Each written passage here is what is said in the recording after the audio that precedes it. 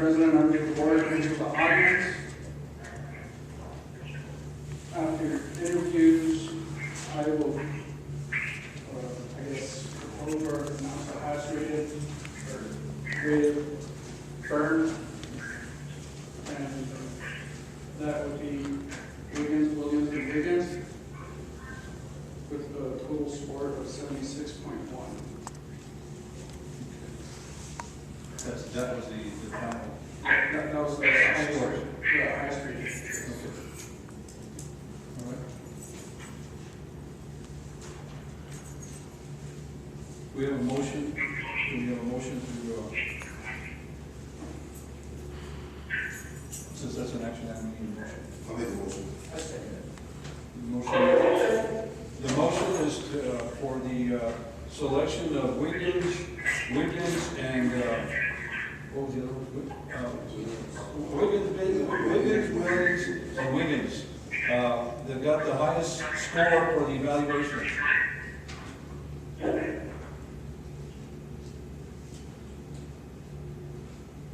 So we have a second, a motion and a second for Wiggins. All in favor, say aye. No. So ayes, please raise your hand. There's three. And then there's those opposed. There's three. And Tony opposes. He can't vote. But Tony, you cannot vote because you're not on the, you weren't here to do the evaluation. Well, I have to be a conversation that, when we have to do this evaluation. We're going to interview now, but I think the evaluation. Yeah, he was,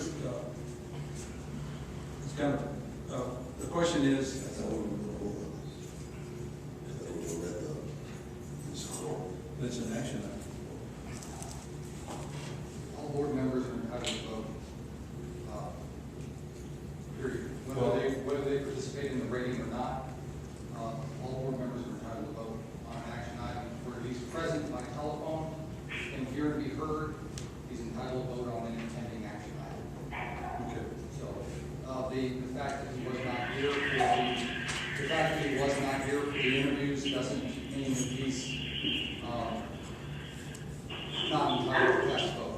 But he was here for a prior interview of the file, so he knows who the applicants are. Precisely. And my position would be that even if he hadn't, he would still be entitled to vote, but the record would reflect that he's had an opportunity to review the application, so there's nothing in the law that would exclude him from voting. Okay, so we have a 4-3 vote on Wiggins, so that motion dies. So therefore,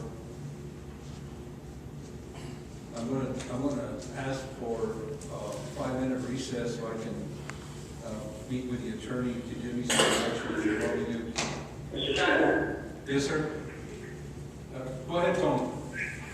Just for clarification, I'm not allowed to vote even if I was there for the evaluation. You are allowed to vote. That's what the attorney, Mr. Ortiz, just let us know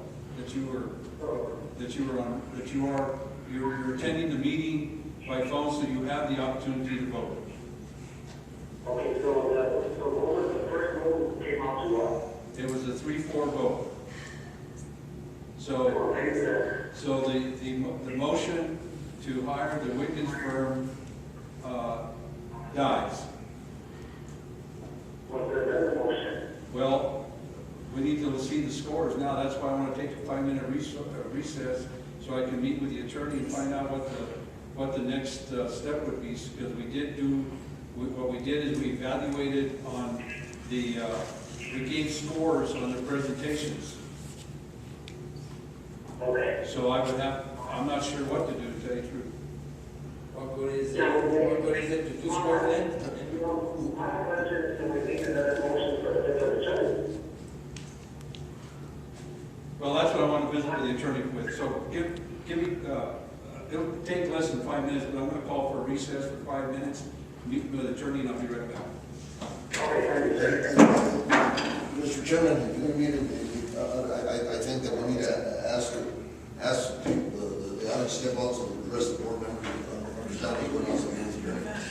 Well, what I was gonna ask, also, as you know, is that, I would like to know the outcome of the rest of the scores.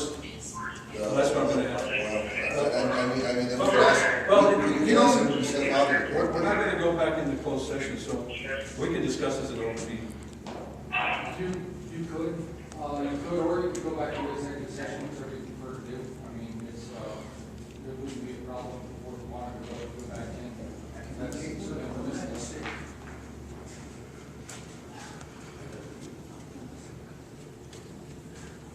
Well, let's go back there. We can do it in open, I don't mind. Mr. Chairman. It is now a matter of going to the second next case for bringing that from the board to the table for a vote. Okay, is that correct? You can go to your second choice, then they cast the same, you can cast your votes. And if the second choice fails, then you go to your third. Okay, all right. All right. What is it rated?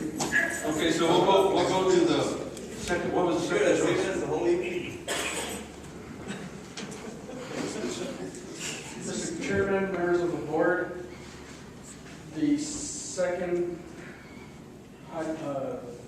firm would be Cuddy McCarthy. So we have a motion for cutting the park. I make a motion. Second motion, with the second by Mr. Chavez. All in favor, say aye.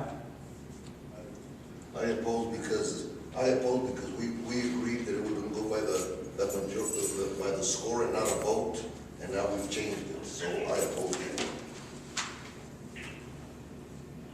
Our agenda shows a vote on selection of legal service provider. We discussed it, Mr. Chairman. You were in here when we discussed it earlier, when we were discussing the evaluation process. Okay, just okay. But I'm following what we have on the agenda is a vote. That's what we told the public we're gonna do. We couldn't say the whole evening introduce. Mr. Chairman. Yes, go ahead. You might actually do not leave it on much time because I really can't hear that well. Okay,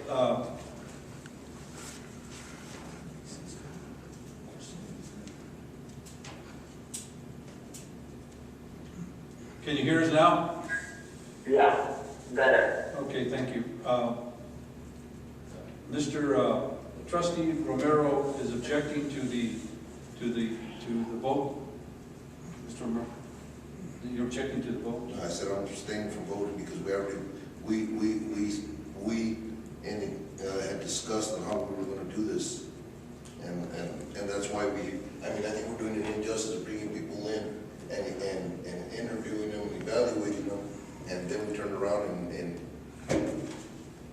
go against what, why bring them in? I mean, just like Vice Chairman said, I mean, we should have just voted and seen who we chose then. Okay, well, what I'm trying to do is just, I can't say that I disagree with you or agree with you, but what I'm doing is what we have on the agenda. So, Mr. Attorney, we have on the agenda that we're going to vote on the selection of the legal services. Do we change that? The question, as I understand it, or at least the dispute as I understand it, is that the board tallied scores based on the presentations. The question being whether the board is somehow bound by the presentation numbers that came out in that review, and whether or not there should still be a vote taken. At the end of the day, each of you still has to cast a vote as to who your selection is. Now, you can be guided by the presentation numbers. For example, if you believe Wiggins was the best firm and you have determined that you're going to be guided by the number that came out, the cumulative number that came out, you can decide when their vote comes up, you're going to vote yes in favor of them. If you decide you were not swayed by the cumulative number given to them by the entire board, or that somehow that doesn't reflect what you believe is best for the board, you are entitled to withhold your vote until you get a motion that you want. And so bottom line is, yes, you cast your vote, you're guided by the numbers that are provided to you, but not bound by them. So I don't know if that answers your question. Thank you.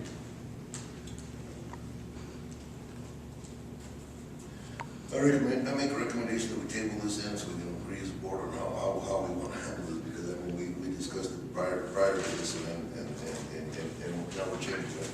But what I want to do is, since we're here, let's not table it. I don't want to table it. I want to go into executive session so we can discuss this as a board. Because I do want to give, there has to be some fairness on this thing, and I don't disagree with Mr. Romero, but we do have a vote, you know, what we're told is, so we need to decide what we want to do. But let's do it in closed session so we can talk to each other and find out really what we want to come up with. Mr. Romero has he's thinking, I'll tell you what, I agree with him after thinking about it. And you know what? If we come over here and we spend all this time interviewing, and then, the first person that has he's got the most percentage, whatever vote, you already have determined that the first person that comes out ahead is it. So we're kind of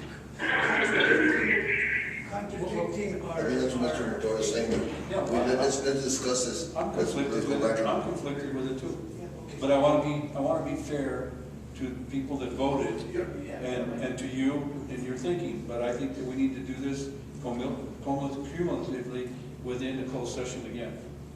Okay, so. I agree with that. So let's, because, you have valid points. Okay, so I'd like to do that. So let's go back into closed session. Would you let us go back into closed session? Do we have to call the closed session again? Okay, all right, call it back.